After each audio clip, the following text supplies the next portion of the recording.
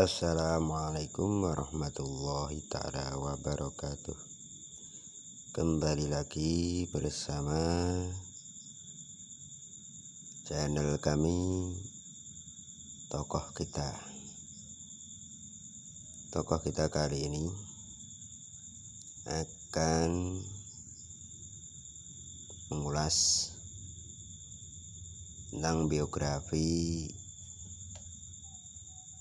salah satu anak ulama masyhur di Nusantara, yaitu Kiai Haji Wahid Hasyim, salah satu putra dari Hadratus Syekh Kiai Haji Hasyim Asy'ari dan merupakan bapak dari salah satu tokoh besar Indonesia, yaitu Mbah Gus Dur. Biografi kali ini akan mengulas tentang riwayat hidup, terus pencarian ilmu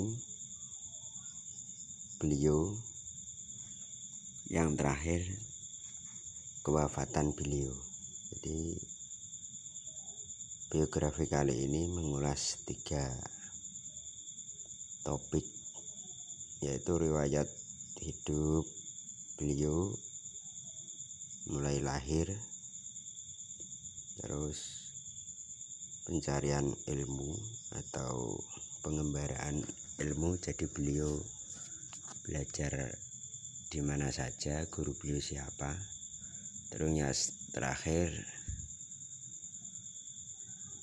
cerita tentang kewafatan beliau. Nah, langsung saja riwayat hidup dan keluarga. Jadi Kiai Haji Abdul Wahid Hasyim merupakan anak pertama dari 15 orang anak dari pasangan Kiai Haji Hasyim Asy'ari dengan Nyai Nafiqah binti Kiai Ilyas. Wahid Hasyim lahir di Jombang pada hari Jumat Legi, Rabiul Awal 1333 Hijriah atau 1 Juni 1914 Masehi, ketika di rumahnya sedang ramai dengan pengajian. Silsilah Wahid Hasyim dari jalur ayah ini bersambung hingga ke Joko Tingkir. Nasab leluhurnya dimulai dari Kiai Haji Hasyim Asy'ari, putra dari Bunyai Halimah.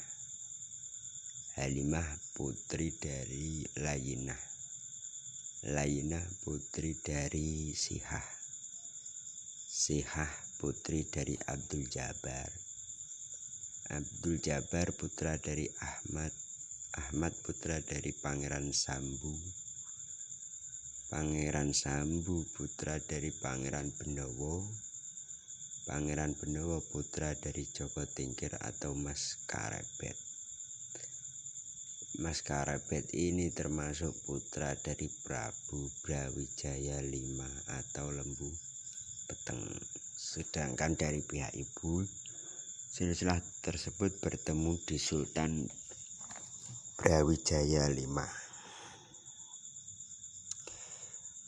Adapun ke-15 putra dan putri Kiai Haji Hasyim Asy'ari dan Nyai Nafiqah binti Kiai Ilyas, di antaranya yaitu saudara-saudaranya Wahid Hasyim, itu Muhammad Yaqub, Khairiyah, Ubaidillah, Masyuroh, Abdul Hakim, Abdul Qadir, Azzah, Muhammad Yusuf, Khadijah, Abdul Karim, Fatimah, Aisyah, Hannah, dan yang terakhir Abdullah. Nah, itu silsilah daripada Haji Wahid Hasyim. Berikutnya tentang pengembaraan ilmu beliau. Jadi Wahid Hasyim kecil adalah sosok anak yang mempunyai kelebihan dengan otak yang sangat cerdas. Di usianya yang baru 7 tahun, beliau sudah khatam Al-Quran. 7 tahun berarti kelas 1 SD ya. Beliau belajar Al-Quran langsung kepada ayahnya Haji Hasyim Asy'ari. Menginjak dewasa, Wahid Hasyim memulai pendidikannya dengan belajar di bangku madrasah Salafiyah di pesantren Tebu Ireng. Pada usia 12 tahun atau setelah selesai dari bangku madrasah, beliau diminta oleh ayahnya untuk membantu mengajar adik-adiknya dan anak-anak seusianya. Sebagai anak tokoh, Wahid Hasyim tidak pernah mengenyam pendidikan di bangku sekolah pemerintah Hindia Belanda. Beliau lebih banyak belajar secara otodidak. Selain belajar di madrasah, beliau juga banyak mempelajari sendiri kitab-kitab dan buku berbahasa Arab. Wahid Hasyim mendalami syair-syair berbahasa Arab dan hafal di luar kepala. Selain menguasai maknanya dengan baik, pada usia 13 tahun beliau melanjutkan pendidikannya ke Pondok Siwalan, Panji, sebuah pesantren tua di Sidoarjo. Tapi sayangnya beliau hanya bertahan 1 bulan. Dari Siwalan pindah ke Pondok Pesantren Lirboyo Kediri. Lagi-lagi beliau di pesantren ini mondok dalam waktu yang sangat singkat, hanya beberapa hari saja. Dengan berpindah-pindah pondok dan nyantri hanya dalam hitungan hari itu, seolah-olah yang diperlukan Wahid Hasyim hanyalah keberkahan dari sang guru, bukan ilmunya. Soal ilmu demikian mungkin ia berpikir bisa dipelajari di mana saja dan dengan cara apa saja. Tapi soal memperoleh keberkahan adalah masalah lain, harus berhubungan dengan sang kiai. Inilah yang sepertinya menjadi pertimbangan utama dari Kiai Wahid Hasyim ketika itu. Sepulang dari Lirboyo, Wahid Hasyim tidak meneruskan belajarnya di pesantren lain, tetapi memilih tinggal di rumah sebab menurut ayahnya, Wahid Hasyim bisa menentukan sendiri bagaimana harus belajar.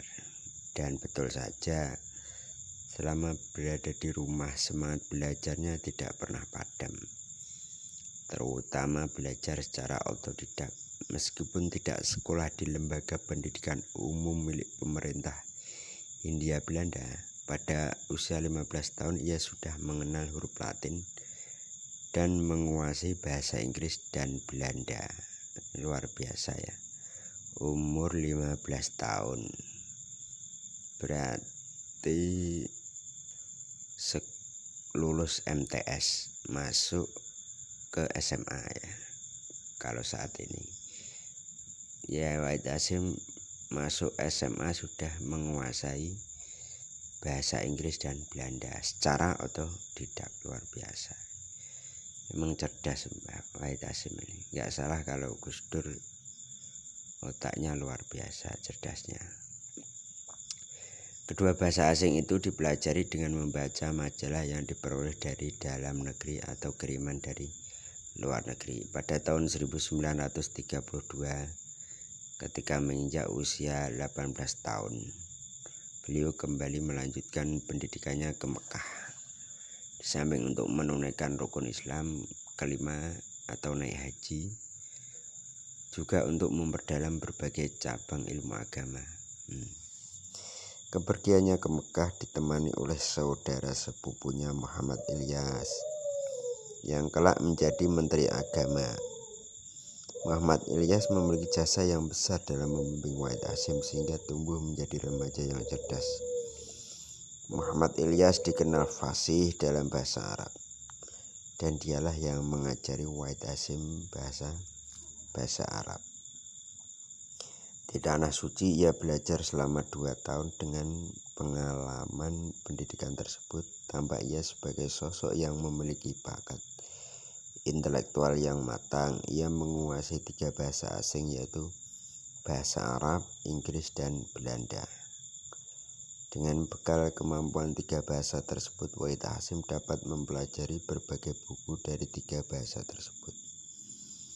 Otodidak yang dilakukan Wahid Hasyim memberikan pengaruh signifikan bagi praktek dan kiprahnya dalam pendidikan dan pengajaran, khususnya di pondok pesantren, termasuk juga dalam politik. Setelah kembali dari Mekah, Wahid Hasyim merasa perlu mengamalkan ilmunya dengan melakukan memodernisasi baik di bidang sosial, keagamaan, pendidikan, dan politik. Pada usia 24 tahun atau tepatnya tahun 1938, Wahid Hasyim mulai terjun ke dunia politik.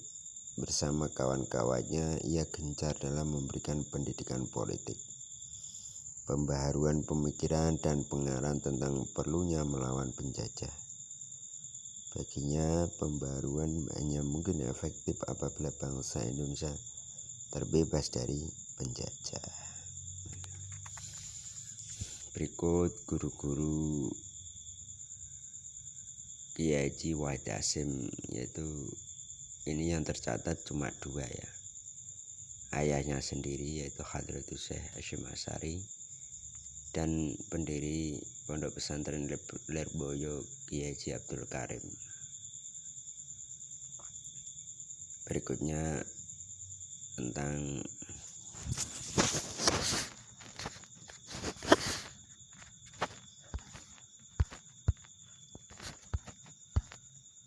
sejarah meninggalnya beliau. Jadi pada tanggal 19 April 1953 merupakan hari berkabung. Waktu itu tepat di hari Sabtu tanggal 18 April, Kiai Haji Abdul Wahid Hasyim bermaksud pergi ke Sumedang untuk menghadiri rapat Nahdlatul Ulama atau NU berkendaraan mobil Chevrolet milik beliau. Pada saat itu Wahid Hasyim duduk di jok belakang bersama Argo Sucipto dan putra sulungnya Abdurrahman Ad-Daqil atau Gus Dur. Pada waktu itu sekitar daerah Cimahi dan Bandung diguyur hujan. Lalu lintas di jalan Cimindi, sebuah daerah antara Cimahi dan Bandung, cukup ramai. Sekitar pukul 1 siang. Ketika memasuki Cimindi, mobil yang ditumpangi Kiai Haji Abdul Wahid Hasyim banyak mengalami selip dan sopirnya tidak bisa menguasai kendaraan. Di belakang mobil Chevrolet naas itu banyak iring-iringan mobil. Sedangkan dari arah depan sebuah truk yang melaju kencang terpaksa berhenti begitu melihat ada mobil zigzag karena selip dari arah berlawanan. Karena mobil Chevrolet itu melaju cukup kencang, bagian belakangnya membentur badan truk dengan keras. Saat terjadi benturan, Kiai Haji Wahid Hasyim dan Argo Sucipto terlempar ke bawah truk yang sudah berhenti. Keduanya luka parah. Wahid Hasyim terluka bagian kening, mata, serta pipi dan bagian lehernya. Sementara sang sopir dan Abdurrahman tidak cedera sedikit pun. Sedangkan mobilnya hanya rusak bagian belakang. Lokasi kejadian kecelakaan tersebut memang agak jauh dari kota. Karena itu usaha pertolongan datang sangat terlambat. Baru pukul 4 sore datang mobil ambulan untuk mengangkut korban ke rumah sakit Boromeus di Bandung. Selama menunggu mobil ambulan, Kiai Wahid Hasyim dan Argo Sucipto sudah tidak sadarkan diri. Bahkan setibanya di rumah sakit, kondisi beliau berdua masih belum bisa sadar. Hingga pada pukul 10.30 jam setengah 11 malam hari Ahad 19 April 1953, Haji Wahid Hasyim dipanggil ke hadirat Allah Subhanahu wa Ta'ala pada usia 39 tahun. Masya Allah, masih sangat muda sekali ya, belum nyampe umur 40 tahun. Setelah beberapa jam kemudian, tepatnya pukul 6 waktu Indonesia Barat, Argo Sucipto menyusul menghadap Sang Khalik. Atas wafatnya Kiai Haji Abdul Wahid Hasyim, maka berdasarkan surat keputusan Presiden Republik Indonesia nomor 206 tahun 1964 tertanggal 24 Agustus 1964,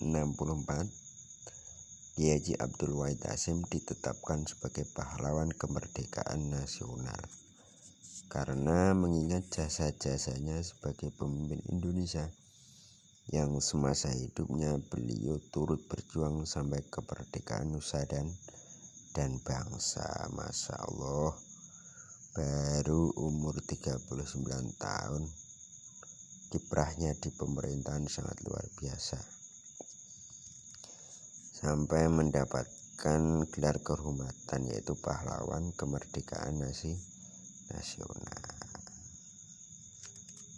Demikian sedikit ulasan mengenai riwayat hidup bapaknya Gus Dur, yaitu Mbah Kiai Abdul Wahid Hasyim, mulai lahir sampai menuntut ilmu kemudian wafat. Di video berikutnya nanti akan kami ulas mengenai jasa-jasa beliau sehingga Presiden Soekarno memberikan penghargaan yang luar biasa, yaitu menjadikan beliau salah satu pahlawan kemerdekaan nasional. Ya, di video berikutnya nanti akan mengulas apa sih jasa-jasa beliau sehingga mendapatkan penghargaan sebagai pahlawan nasional dari Presiden pertama Insinyur Soekarno. Jangan lupa untuk subscribe, kalau suka like, kalau suka lagi share, nggak apa-apa, biar lebih bermanfaat dan menginspirasi teman-teman. Kurang lebihnya bisa tulis di kolom komentar. Apabila tokoh kamu ingin kita tampilkan di tokoh kita, tulis di kolom komentar. Assalamualaikum warahmatullahi wabarakatuh.